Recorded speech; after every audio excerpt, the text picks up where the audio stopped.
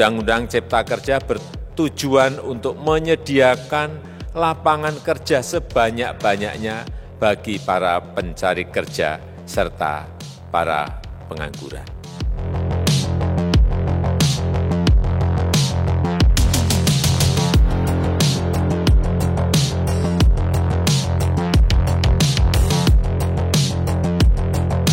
Semua fraksi setuju ya? Setuju untuk menjadi undang-undang. Masa pemerintahan Presiden Joko Widodo dan Wakil Presiden Ma'ruf Amin genap memasuki usia 1 tahun pada Selasa 20 Oktober 2020. Dalam 1 tahun masa kepemerintahan itu, Jokowi Ma'ruf dihadapkan dengan sejumlah tantangan, termasuk pandemi COVID-19 dan penolakan terhadap Omnibus Law Undang-Undang Cipta Kerja. Penolakan UU Cipta Kerja itu juga diwarnai dengan aksi demonstrasi besar-besaran di sejumlah kota di Indonesia. Dalam setahun kepemimpinan Jokowi pada periode kedua ini, ada beragam regulasi yang dikeluarkan. Namun, beberapa regulasi dan kebijakan tersebut ada yang menuai kontroversi hingga menuai penolakan masyarakat, mulai dari gugatan hingga demonstrasi. Regulasi tersebut ada yang berbentuk undang-undang yang disepakati bersama DPR.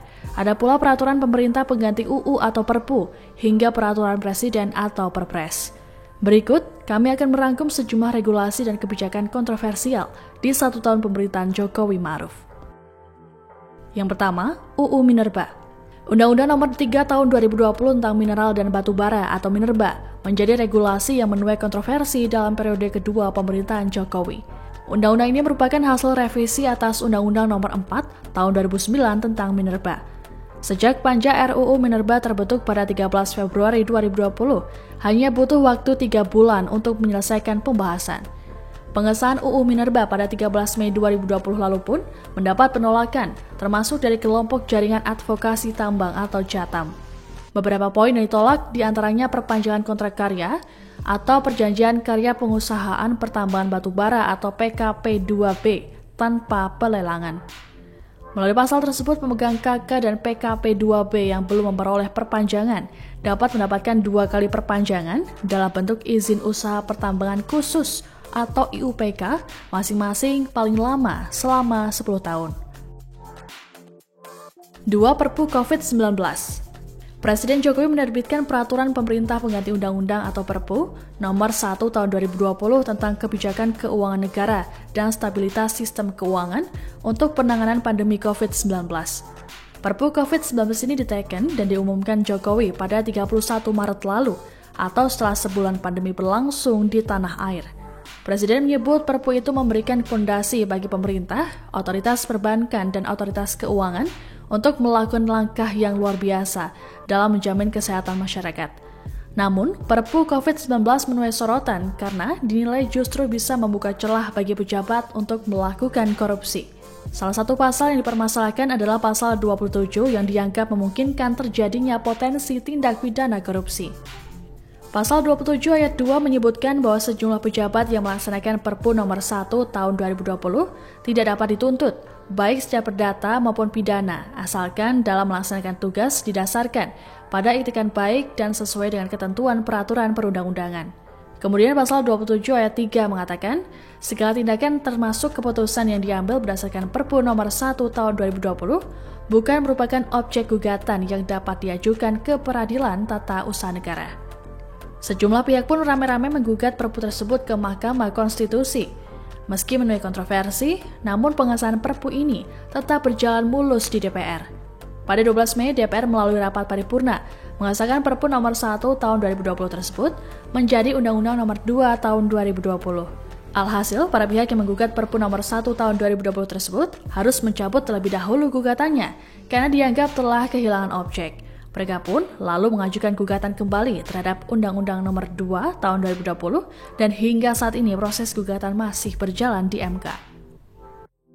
3. Menaikkan iuran BPJS Kesehatan. Kenaikan iuran BPJS Kesehatan ini diatur dalam Perpres nomor 64 tahun 2020 tentang jaminan kesehatan. Aturan tersebut diteken oleh Presiden Jokowi pada 5 Mei lalu setelah pandemi COVID-19 berlangsung selama 2 bulan. Adapun kenaikan tarif mulai berlaku pada 1 Juli 2020. Iuran peserta mandiri kelas 1 naik dari Rp80.000 menjadi Rp150.000. Iuran peserta mandiri kelas 2 juga meningkat 2 kali lipat, dari Rp51.000 menjadi Rp100.000. Hanya peserta kelas 3 yang iurannya tidak naik karena disubsidi oleh pemerintah. Kenaikan untuk peserta kelas 3 baru mulai berlaku pada Januari 2021 dari Rp25.500 menjadi Rp35.000. Menko Bidang Perekonomian Erlangga Hartarto menyebutkan kenaikan iuran ini demi menjaga keberlanjutan operasional BPJS Kesehatan yang sudah lama mengalami defisit. Namun, pakar hukum tata negara Universitas Andalas, Ferry Amsari menilai, langkah Presiden Jokowi kembali menaikkan iuran BPJS Kesehatan bertentangan dengan putusan Mahkamah Agung. Sebab pada Februari, MA juga telah membatalkan Perpres nomor 75 tahun 2019 yang mengatur kenaikan iuran BPJS Kesehatan. Menaikkan kembali iuran BPJS Kesehatan dengan mengubah sedikit nominalnya, menurut Ferry, merupakan upaya bermain hukum. Sementara Koordinator BPJS Watch, Timbul Siregar menilai, langkah menaikkan iuran saat pandemi COVID-19 berlangsung memperlihatkan bahwa pemerintah tidak mempunyai kepekaan sosial. Padahal, menurutnya, peserta mandiri adalah kelompok masyarakat pekerja informal yang perekonomiannya sangat terdampak oleh COVID-19. 4. Pilkada Serentak 2020. Kebijakan kontroversial selanjutnya adalah tetap menggelar pilkada di tengah pandemi COVID-19. Komisi 2 DPR dan pemerintah sepakat pilkada 2020 tetap digelar pada 9 Desember mendatang. Padahal, berbagai elemen masyarakat sudah meminta pilkada untuk ditunda karena bisa menjadi klaster penularan COVID-19. Misalnya, Ormas NU dan Muhammadiyah yang sama-sama kompak meminta agar pilkada ditunda terlebih dahulu.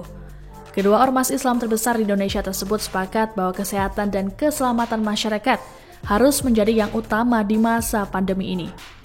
Lembaga swadaya masyarakat, misalnya Perkumpulan Pemilu dan Demokrasi atau Perludem, hingga Indonesian Corruption Watch atau ICW juga meminta pilkada ditunda karena berpotensi menambah penyebaran COVID-19 dan rawan kecurangan.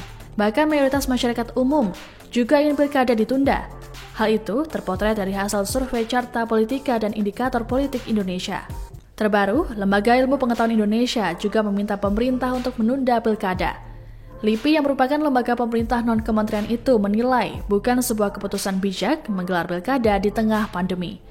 Kekhawatiran berbagai pihak itu beralasan apabila melihat tahap awal pendaftaran pilkada, di mana konsentrasi massa masih terjadi. Juru bicara Satgas Penanganan COVID-19 Wiku Adhisa Smito pun mengakui kenaikan kasus COVID-19 baru-baru ini salah satunya disebabkan akibat kontestasi pilkada. Bahkan penyelenggara hingga peserta pilkada ikut terpapar COVID-19. Dari KPU Pusat ada 3 petinggi yang terpapar COVID-19, yakni Ketua KPU Arief Budiman, Komisioner Evi Novida Ginting, serta Pramono Ubaid. Sementara di KPU daerah, Ketua KPU Sulawesi Selatan Faisal Amir juga ikut terpapar setelah sempat bertemu dengan Arief. Dari Komisioner Bawaslu Pusat ada Ratna Dewi Petalolo yang sudah terlebih dahulu tertular COVID-19. Selain penyelenggara, para peserta pilkada juga tertular COVID-19. Bahkan jumlahnya terus bertambah dalam waktu singkat. KPU mencatat hingga Kamis 10 September 2020 ada 60 calon kepala daerah terpapar COVID-19. 3 diantaranya meninggal dunia, yakni Bupati Berau Petahana Muharam, calon Wali Kota Bontang Adi Dharma, dan calon Bupati Bangka Tengah Ibnu Soleh. Sementara itu, Menko Polhukam Mahfud MD menyampaikan terima kasih kepada PBNU, PP Muhammadiyah, dan organisasi masyarakat lain yang mengusulkan agar Pilkada 2020 ditunda. Namun, Mahfud MD menegaskan bahwa Pilkada akan tetap dilaksanakan dengan protokol kesehatan pencegahan COVID-19 yang ketat. 5. Melenggangkan RUU Cipta Kerja. Kebijakan kontroversial berikutnya adalah melenggangkan pengesahan Omnibus Law RUU Cipta Kerja. DPR dan pemerintah mengesahkan Omnibus Law RUU Cipta Kerja menjadi undang-undang melalui rapat paripurna pada Senin 5 Oktober 2020 kemarin. RUU ini berkonsep sapu jagat yang bisa merevisi banyak undang-undang sekaligus. Pemerintah sebagai inisiator mengklaim bilet ini dirancang untuk menggenjot pertumbuhan lapangan kerja. Namun sejak awal, RUU ini sudah mendapat protes dari elemen buruh karena mengandung aturan yang dapat memangkas hak-hak pekerja dan hanya menguntungkan pengusaha.